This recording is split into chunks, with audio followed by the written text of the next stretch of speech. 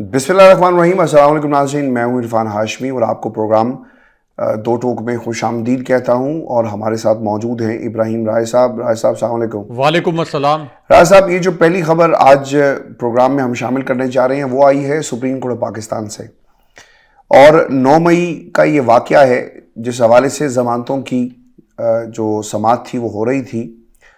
और इसमें 3 रुकनी बेंच जिसकी सरबराही जो है वो जस्टिस जमाल खान मंदोखेल कर रहे थे, ये समाअत हुई है और इनके रिमार्क्स बहुत ही अहमियत के हामिल हैं। और फिर इस समाअत का 9 मई के दीगर मुकदमात के ऊपर भी राय साहब असर पड़ेगा, क्योंकि सबूतों को देखा जाएगा, पैटर्न जो है ऑफ क्वेश्चनिंग और फिर सीक्वेंस ऑफ इवेंट्स दीगर मुकदमात में भी तकरीबन एक ही तरह के होंगे। और फिर इस फैसले के बाद देखना ये भी होगा कि बाकी अदालतें सुप्रीम कोर्ट के फैसले को की रोशनी में क्या फ़ैसले देती हैं, क्योंकि उनके सामने भी यही सवाल होगा कि हमला हुआ, हमला करने वाला कौन था, सबूत मौजूद हैं या सिर्फ पुलिस के बयानात ही। अब जस्टिस जमाल मंदोखेल ने क्या कहा, रिमार्क्स दिए कि हुकूमत और रियासत अवाम के लिए माँ बाप की हैसियत रखती है। बच्चों को माँ बाप 2 थप्पड़ मार भी दें तो बाद में मना लेते हैं, उनका कत्ल नहीं करते। जस्टिस हसन अजहर रिजवी और जस्टिस मुसरत हलाली भी इस बेंच का हिस्सा हैं। ऐसा बहुत ही अहम रिमार्क्स बाकी जैसे ऐवान की तरफ से भी दिए गए, और अदालत ने दौरान समाअत पुलिस और प्रोसिक्यूशन की नाकस तफ्तीश पर सरजनिश की है। और क्या कहा, जमाल मंदोखेल ने रिमार्क्स दिए कि क्या रैली निकालना या सियासी जमात का कारकुन होना जुर्म है? तलबा यूनियन और सियासी जमातों पर पाबंदियां लगाने से ही आज ये बर्बादी हुई है। जस्टिस जमाल मंदोखेल ने मजीद रिमार्क्स ये दिए कि एक हेड कांस्टेबल के बयान पर साबिक वज़ीर-ए-आज़म को गद्दार मान लें, खुदा का खौफ करें। ये किस तरफ पाकिस्तान की कौम जो है वो जा रही है। फिर मुलजमान ने ISI कैंप पर हमला किया था। जस्टिस अजहर रिजवी ने इस्तफसार किया कि मुलजमान के खिलाफ क्या शवाहिद हैं, क्या CCTV कैमरों से शनाख्त हुई, जिस पर तफ्तीशी अफसर ने अदालत को ये बताया कि जनाब हमजा कैंप के कैमरे जो थे उनको मुजाहिरीन ने तोड़ दिया। फिर जस्टिस जमाल मंदोखेल ने यह भी बोले कि इसका मतलब ये है कि मुलजमान के खिलाफ कोई सबूत मौजूद नहीं है, सिर्फ पुलिस के बयानात हैं। उन्होंने इस्तफसार किया कि क्या मुकदमे में दहशत गर्दी की दफात क्यों लगाई गई हैं। पंजाब हुकूमत के वकील का राय साहब जो जवाब आया बहुत ही मुज़ाहिका खेज था। वो ये कहते हैं कि चूँकि जी हमला किया इसलिए इनके ऊपर ये दहशत गर्दी की जो है वो दफात लगाई गई। जस्टिस जमाल मंदोखेल ने इस पर रिमार्क्स दिए कि आपको फिर इल्म ही नहीं कि दहशत गर्दी होती क्या है।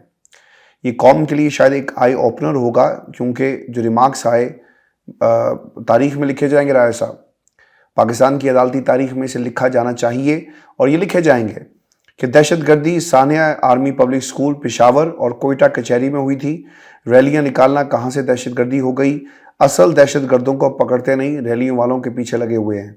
तफ्तीशी अफसर ने अदालत को यह भी बताया कि मुलजमान ने अपने लीडर की गिरफ्तारी पर साजिश के तहत हसास अदारों पर हमले किए। जस्टिस हसन अजहर रिजवी ने सवाल किया कि क्या बम धमाकों वालों की साजिश कभी पकड़ी गई है? असल दहशतगर्दों की साजिश पकड़ें तो कोई शहीद ना हो। CCTV कैमरों की रिकॉर्डिंग महफूज होती है, लोग मोबाइल से भी वीडियो बनाते हैं। अच्छा, पंजाब हुकूमत के वकील ने अदालत को यह भी बताया राय साहब कि मुलजमान से पेट्रोल बम्स बरामद हुए और इन पर फायरिंग का भी इल्ज़ाम है। जस्टिस हसन अजहर रिजवी इस्तफसार करते हैं कि पेट्रोल बम कौन कहाँ से लाया? घर से तो कोई ला नहीं सकता, तफ्तीश क्या कहती है? पंजाब हुकूमत के वकील ने जवाब दिया कि तफ्तीश में ये पहलू सामने नहीं आया। स्पेशल ब्रांच लाहौर का एक हेड कांस्टेबल भी गवाह है। जस्टिस जमाल मंदोखेल ने रिमार्क्स में कहा कि वाकया रावलपिंडी का है। गौर कीजिएगा ऐसा, वाकया रावलपिंडी का है और गवाह जो है वो लाहौर का। और इस पर हसन अजहर रिजवी साहब ये भी इस्तफसार करते हैं कि पुलिस गवाही के अलावा कोई सबूत ही मौजूद नहीं है, और जिस पर तफ्तीशी अफसर ने अदालत को बताया कि मुलजमान के खिलाफ मुकदमा दर्ज किया है और फिर मौके पर जाकर गिरफ्तारी की। राज साहब, ये सिर्फ और सिर्फ तफ्तीशी अफसर की कहानियाँ इस केस को हम कहें तो इससे ज़्यादा ये और कुछ नहीं है।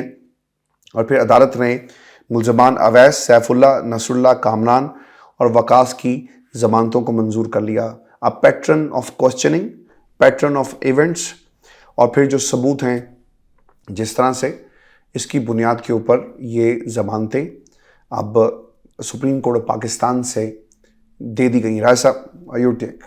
देखें आशमी साहब, ये जो खबर आपने पढ़ी, इसके अंदर असल में दो बड़ी और अहम खबरें भी छुपी हुई हैं।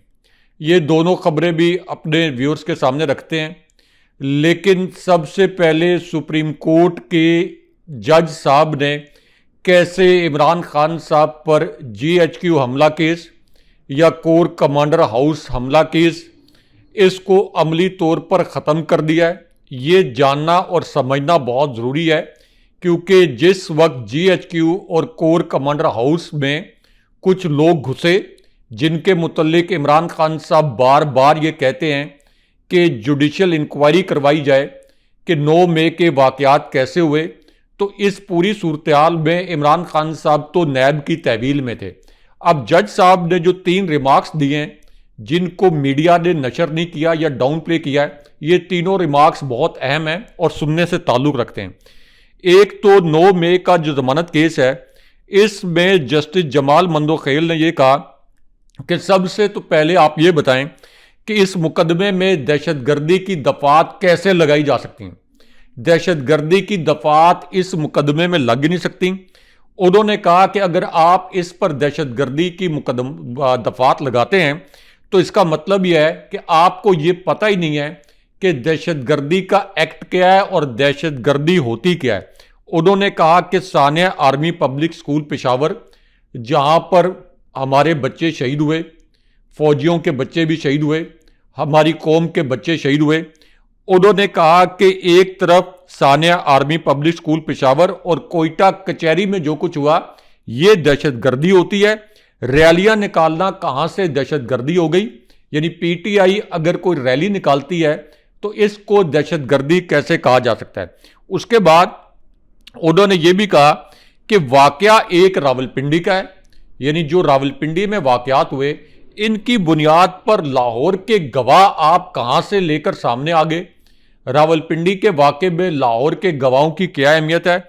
उन्होंने कहा कि क्या हुकूमत के खिलाफ टायर जलाना ये कोई दहशतगर्दी है? क्या एहतजाज करना कोई दहशतगर्दी है? उसके बाद उन्होंने जो सबसे अहम रिमार्क्स दिए, उन्होंने कहा कि किसी सियासी जमात का कारकुन अगर किसी रैली में शिरकत कर ले तो क्या ये जुर्म है? और उसके बाद फिर इमरान खान साहब के हक में जज साहब ने गवाही दे दी। हाशमी साहब और हमारे जो व्यूअर्स हैं, ये ज़रा अपने जहन में रखें कि जस्टिस जमाल मंदोखेल के मुतल्लिक एक आम तासुर यह है कि इनके जो फैसले हैं ये अमूमन इमरान खान साहब और PTI के लिए फेवरेबल नहीं रहे। लेकिन ये इतना भोंडा केस बनाया गया था कि अब जस्टिस जमाल मंदोखेल भी ये कहने पर मजबूर हो गए कि खुदा का खौफ करें, मुल्क को किस तरफ लेकर जा रहे हैं। और उन्होंने कहा कि एक हेड कांस्टेबल के बयान पर साबिक वज़ीर-ए-आज़म यानी इमरान खान साहब को क्या गद्दार करार दिया जा सकता है। तो इस रिमार्क्स जो जस्टिस जमाल मंदोखेल के आए, इसके बाद तो 9 मई के हवाले से PTI के कारकुनों पर और इसी तरह इमरान खान साहब के ऊपर जो मुकदमात बनाए गए थे ये अमली तौर पर ख़त्म हो गए हैं। लेकिन हाशमी साहब, यहाँ पर जो 3 बड़ी ब्रेकिंग न्यूज़ हैं इनके मुतल्लिक भी अपने व्यूअर्स को मुख्तसरन आगाह करते हैं, क्योंकि इनमें से एक खबर आई है जो कि जनाब बाजवा और जनाब फैज़ हमीद के मुतल्लिक है। जनाब बाजवा और जनाब फैज़ हमीद के मुतल्लिक अब एक बड़ा और नया इंकशाफ भी हुआ है। इस इंकशाफ के मुतल्लिक अपने व्यूअर्स को आगाह करते हैं। और दूसरी जानिब चीफ जस्टिस फ़ायज़ ईसा साहब को जो जोश आया है और जिस तरीके से उन्होंने एक आप कह लें समात के दौरान रिमार्क्स दिए हैं, ये रिमार्क्स सुनने से तो ताल्लुक़ रखते हैं, लेकिन उसके बाद जस्टिस फ़ायज़ ईसा साहब कैसे आखिर में झाग की तरह बैठ गए, ये भी एक बड़ा मिस्टीरियस और झाग की तरह बैठने का मामला, ये भी एक बहुत गैर मामूली वाक़या है।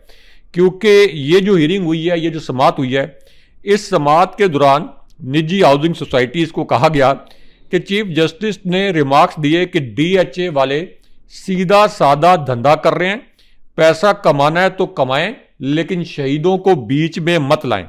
उसके बाद चीफ जस्टिस ने ये कहा कि एक तरफ तो डीएचए ये कह रहा है कि वर्सा और जो यानी शोदा के वर्सा और जंग में जख्मियों को प्लॉट्स दिए जाते हैं, तो इस पर जस्टिस इरफान सादत ने यह सवाल किया कि क्या डीएचए सिर्फ शोदा के लिए काम करता है। लेकिन बाद में यानी ये जो बड़े दबंग किस्म के रिमार्क्स आए, उसके बाद जस्टिस फाइज ईसा साहब ने जो कंक्लूडिंग इस समात का आप कह लें कि एक समरी थी, वो ये थी कि मिल बैठ कर ये मसला हल कर लें। यानी समात के दौरान रिमार्क्स तो बड़े दबंग थे, लोग हैरान भी थे कि जस्टिस फाइज ईसा साहब को क्या हो गया है, लेकिन आखिर में उन्होंने कहा कि मिल बैठकर मसला हल कर लें। तो जस्टिस फाइज ईसा साहब से आप किसी इनकलाबी फैसले की उम्मीद ना रखें।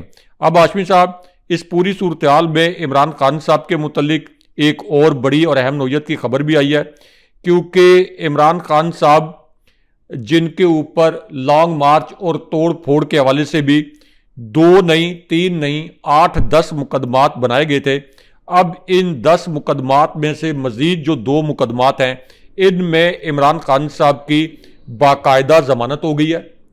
ये दोनों मुकदमात इमरान खान साहब के खिलाफ बाराकऊ के थाने में दर्ज किए गए थे, और यहाँ पर अब पता चला है कि इमरान खान साहब के खिलाफ ये दोनों मुकदमात जो हैं, ये जज सुहेब बिलाल रांझा जिन्होंने इस केस की समाअत की, ये दोनों केसेस भी उन्होंने उड़ा दिए। यहाँ एक और बड़ी ब्रेकिंग न्यूज़ अली अमीन गंडापुर साहब के मुतल्लिक भी है, क्योंकि अली अमीन गंडापुर को नाअहल करने के लिए एक जो नाम नहाद पटिशन है, एक नाम नहाद दरख्वास्त, ये इलेक्शन कमीशन ने शरीफ ख़ानदान की मिली भगत से समाअत के लिए फ़िक्स कर ली थी।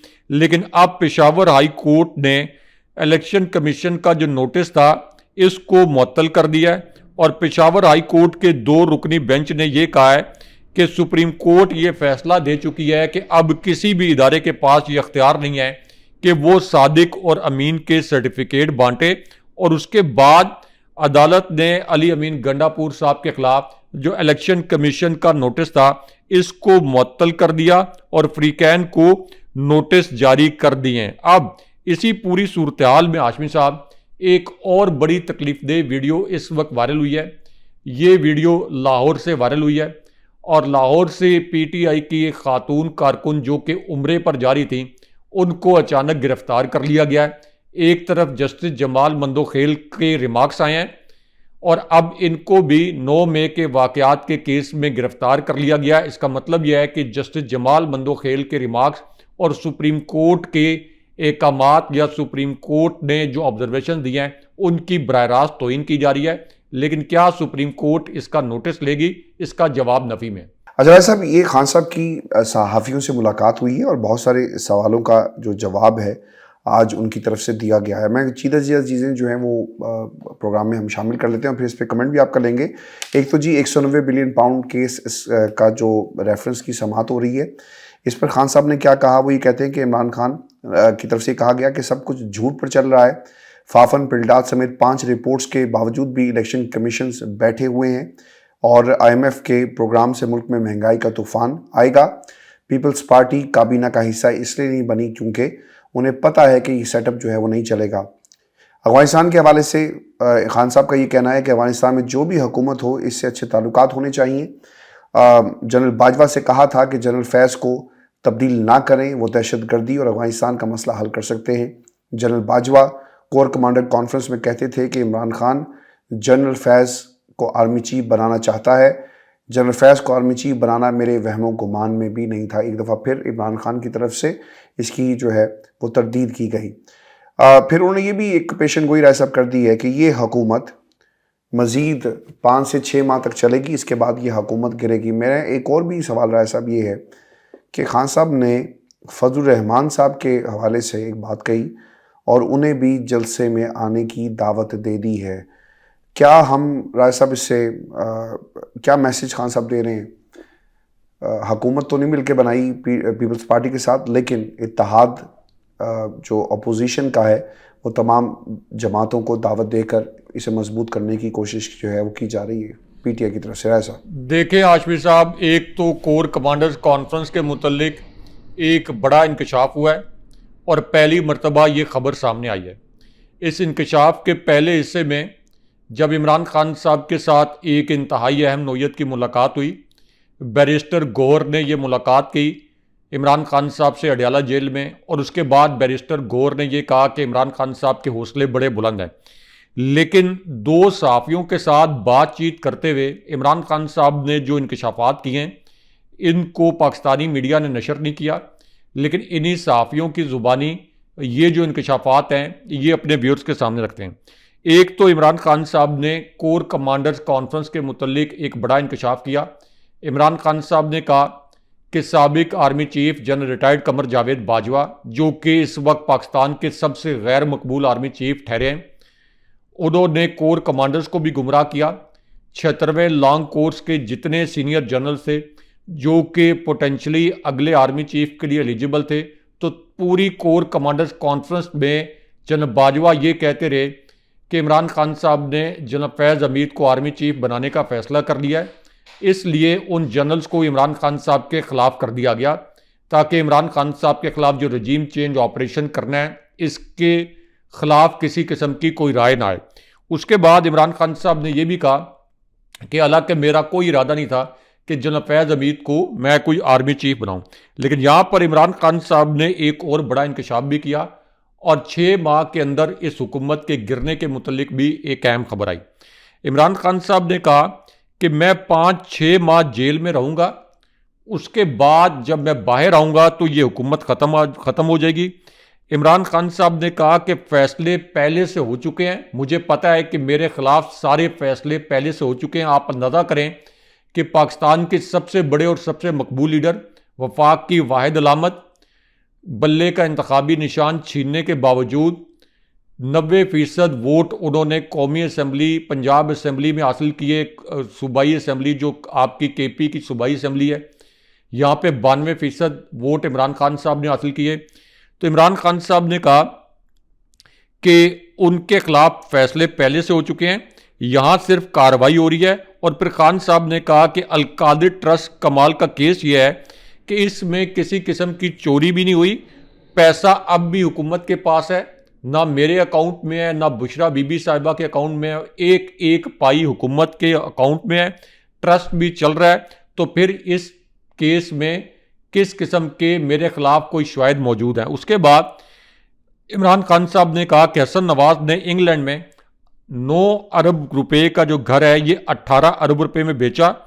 ये एक बड़ी मशकूक किस्म की ट्रांजैक्शन थी और बरतानिया की नेशनल क्राइम एजेंसी ने ये मशकूक ट्रांजैक्शन पकड़ी। हसन नवाज से ये सवाल होना चाहिए कि वो इस घर को ख़रीदने के लिए पैसा कहाँ से लेकर आए थे। लेकिन हाशमी साहब, यहाँ इमरान खान साहब के 2 और बड़े इंकशाफात बहुत अहमियत के हामिल हैं।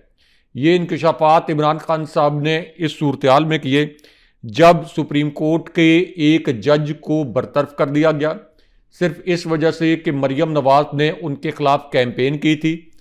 इससे अच्छा तो यह है कि मरियम नवाज को चीफ जस्टिस बना दिया जाए, मरियम नवाज को ही IG पुलिस बना दिया जाए, चीफ इलेक्शन कमिश्नर भी बना दिया जाए, क्योंकि मरियम नवाज ने मुज़ाहिर नकवी के खिलाफ जलसे किए थे, जस्टिस मुज़ाहिर नकवी के खिलाफ।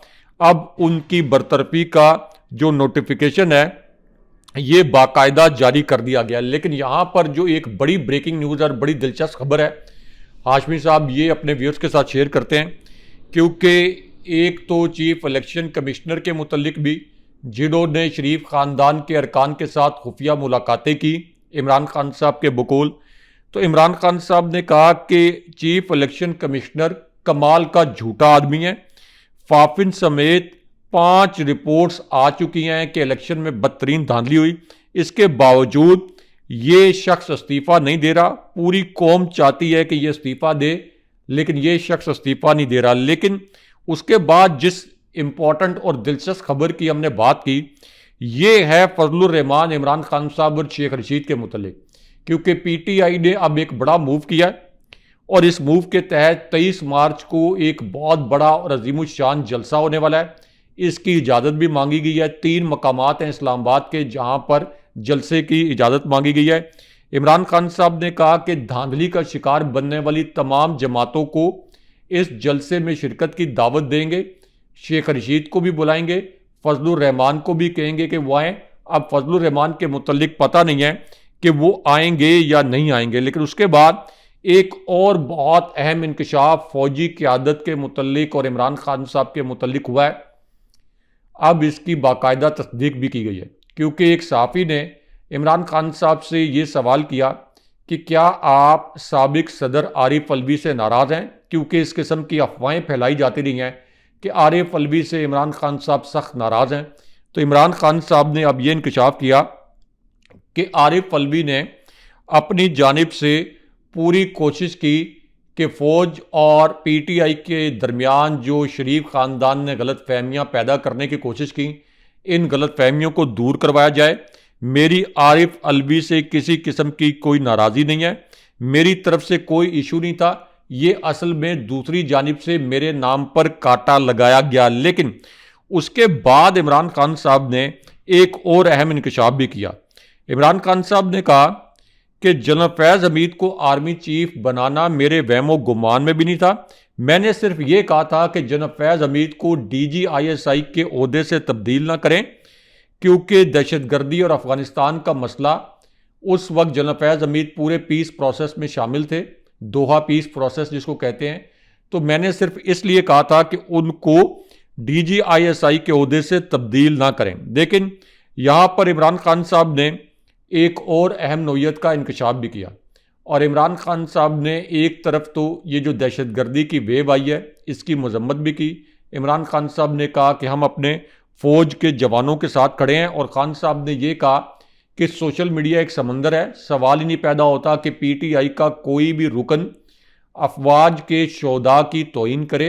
ये शोधा हमारे हैं, हमारे लिए कुर्बानियाँ दे रहे हैं। तो इमरान खान साहब ने ये जो घिनौना खेल खेला गया था नून लीग की जानिब से, इसकी मजम्मत भी कर दी और इसकी तरदीद भी कर दी। अच्छा राय साहब, एक तो जो लोग नहीं जानते उनके लिए, आप इस वक्त अमेरिका में मौजूद हैं and you are there for good now. अमरीकी ऐवान नुमाइंदगान की एक कमेटी में बयान है डोनाल्ड लू का, जो कि इन्हें बुलाया गया था और इन्होंने साइफर के हवाले से कहा कि ये सरासर झूठ है। अच्छा, अब अमरीकी ऐवान नुमाइंदगान में किसी का इस तरह आना और वहाँ पे उनसे सवालात होना, ऑब्वियसली ये शायद पहली दफ़ा इस इतने बड़े लेवल के ऊपर हुआ। भाई साहब, एक तो मैं चाहूँगा कि ये बताएं कि इमरान खान के हवाले से जो वहाँ पर बातें हुई हैं, क्योंकि आपने इसे प्रॉपर्ली फॉलो भी किया है इस पूरे इवेंट को, और फिर जो इंतखाबात में धांधली वाला मामला है इस पर डोनाल्ड लू ने क्या कहा, क्योंकि कंसर्न्स हैं पाकिस्तान के अंदर डेमोक्रेसी और ख़ास तौर पे ऐसे वक्त में जब इलेक्शन की तरफ अमेरिका बढ़ रहा है। जो बाइडन हुकूमत, जो बाइडन के लिए कितनी मुश्किलात हो सकती हैं और ट्रंप की हुकूमत के आने के चांसेस जो हैं वो ज़्यादा लग रहे हैं। तो ऐसे वक्त में डोनाल्ड लू का ऐवान नुमाइंदगान हाउस ऑफ रिप्रेजेंटेटिव में आना यकीनन ये एक बहुत बड़ी बात थी, और फिर सवालात का जवाब देना। राय साहब देखें आशफी साहब, एक तो जो इस हीरिंग से एक वीडियो क्लिप वायरल हुआ है जिसे पाकिस्तानी मीडिया ने मुकम्मल तौर पर इग्नोर कर दिया है, क्योंकि पाकिस्तानी मीडिया को एकामात आए कि आपने सिर्फ ये खबर चलानी है कि डोनाल्ड लू ने इमरान खान साहब के जो मौक़िफ़ था इसकी नफ़ी कर दी है। लेकिन असल जो 3-4 खबरें थीं और जो एक क्लिप यहाँ से वायरल हुआ है उसको पाकिस्तानी मीडिया ने नशर नहीं किया, क्योंकि एक तो यहाँ पर पीस ग्रुप की एक जो को फाउंडर हैं जो कि अमेरिकन नेशनल हैं, जिनका PTI से कोई ताल्लुक़ नहीं है, ये जब इस हियरिंग के अंदर आई तो इन्होंने अपनी हथेली पर कैदी नंबर 804 लिखा हुआ था। इन्होंने लिखा फ्री प्रिजनर नंबर 804, यानी इमरान खान साहब को रिहा करें। प्रोड्यूसर साहब से कहेंगे कि ये तस्वीर भी जो है ये हमारी जो स्क्रीन है इसके ऊपर चलाएं। लेकिन उसके बाद जो 3 अहम खबरें थी इस हीरिंग के हवाले से वो तो पाकिस्तानी मीडिया ने मुकम्मल तौर पर सेंसर कर दी, क्योंकि एक तरफ तो जब ये हीरिंग शुरू हुई तो यहाँ पर जब डोनाल्ड लू ने ये कहा कि इमरान खान साहब का मौक़िफ़ रजीम चेंज ऑपरेशन या अमरीकी साइफर के मामले पर दुरुस्त नहीं है, तो यहाँ जो मौजूद लोग थे उन्होंने डोनाल्ड लू के मुतल्लिक नारे लगाए कि वो झूठ बोल रहे हैं। लेकिन उसके बाद जो असल हैपनिंग हुई है जिसको पाकिस्तानी मीडिया ने नशर नहीं किया, ये बड़ी दिलचस्प है, क्योंकि एक तरफ तो जो कांग्रेसमैन है बड़े मारूफ, जिनका नाम है ब्रेड शर्मन, इन्होंने ये कहा कि अमरीकी सफ़ीर को जेल में जाकर, यानी इस्लामाबाद में जो अमरीकी सफ़ीर हैं, इनको जेल में जाकर इमरान खान साहब से मुलाकात करनी चाहिए, इमरान खान साहब का मौक़िफ़ मालूम करना चाहिए और ये देखना चाहिए कि ये जो सिलेक्टिव एहतसाब है या इमरान खान साहब को जो इस वक्त इंतकाम का निशाना बनाया जा रहा है, इसके ऊपर अमरीकी सफ़ीर जो हैं ये जाकर मालूमात लें। लेकिन उसके बाद जो डोनाल्ड लू के दो फिक्रे थे ये सुनने से ताल्लुक़ रखते हैं, क्योंकि असल में डोनाल्ड लू ने इमरान खान साहब के हक़ में गवाही दे दी है। ये आपको मीडिया नहीं बता रहा। डोनाल्ड लू के दो फिक्रे ऐसे हैं कि इमरान खान साहब के हक़ में गवाही दे दी है, क्योंकि अमरीकी कांग्रेस के एक मेंबर ने उनसे ये पूछा कि क्या आपको ये लगता है कि पाकिस्तान के अंदर इलेक्शन शफाफ हुए हैं, क्या ये इलेक्शन साफ और शफाफ थे। इस पर डोनाल्ड लू ने यह कहा कि हमने कभी भी इन इलेक्शंस के लिए फ्री एंड फेयर की इस्तेलाह इस्तेमाल नहीं की, यानी उन्होंने तस्लीम कर लिया कि ये जो धांधली ज़्यादा इलेक्शन था जिसमें इमरान खान साहब से बल्ले का इंतखाबी निशान छीना गया, उसके बाद इमरान खान साहब की जमात को रैलीज नहीं निकालने दी गई, इमरान खान साहब की जमात के जो मरकज़ी कायदीन थे उनको गिरफ्तार कर लिया गया, खान साहब को भी जेल में डाल दिया गया। तो उन्होंने तस्लीम कर लिया कि ये फ्री एंड फेयर इलेक्शन नहीं था। लेकिन उसके बाद उनसे ये भी पूछा गया कि क्या फ़ौज का पाकिस्तानी सियासत में किरदार क्या है।